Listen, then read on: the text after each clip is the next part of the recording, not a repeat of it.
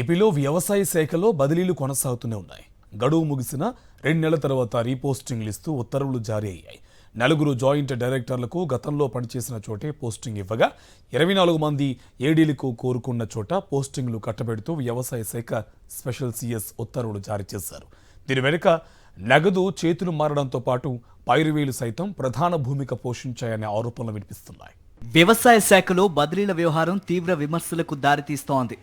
వ్యవసాయ శాఖ మంత్రితో పాటు టీడీపీ ప్రజాప్రతినిధుల సిఫారసులకు పెద్దపీట వేయగా వ్యవసాయ శాఖ కమిషనరేట్లో చక్రం తిప్పుతున్న పలువురు యూనియన్ నేతలు సైతం పైరవీలు సాగించారు. సిఫారసుల పేరిట కొంతమంది నేతలు పెద్ద ఎత్తున వసూళ్లకు పాల్పడినట్లు ఆరోపణలున్నాయి. ఒక్కో పోస్టుకు స్థాయిని బట్టి 2 లక్షల నుంచి 5 లక్షల వరకు దండుకున్నట్లు చెబుతున్నారు. దీంతో బదిలీల ప్రక్రియ అంతా అస్తవ్యస్తంగా సాగింది. ఒక దశలో 27 మంది జిల్లా వ్యవసాయ శాఖ అధికారులతో పాటు 133 మంది అసిస్టెంట్ డైరెక్టర్ ఆఫ్ అగ్రికల్చర్ బదిలీల ఉత్తర్వులను నిలిపివేయాల్సిన దుస్థితి ఏర్పడింది.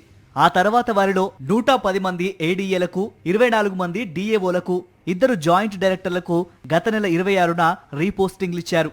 గతంలో విజయనగరం జిల్లా డీఏఓకు బదిలీ చేసిన కాకినాడ జిల్లా డీఏఓ ఎన్ విజయ్ కుమార్ ను డిప్యూటీ సీఎం పవన్ కళ్యాణ్ సిఫారసుతో తిరిగి కాకినాడ జిల్లా డీఏఓగా రీపోస్టింగ్ ఇచ్చారు.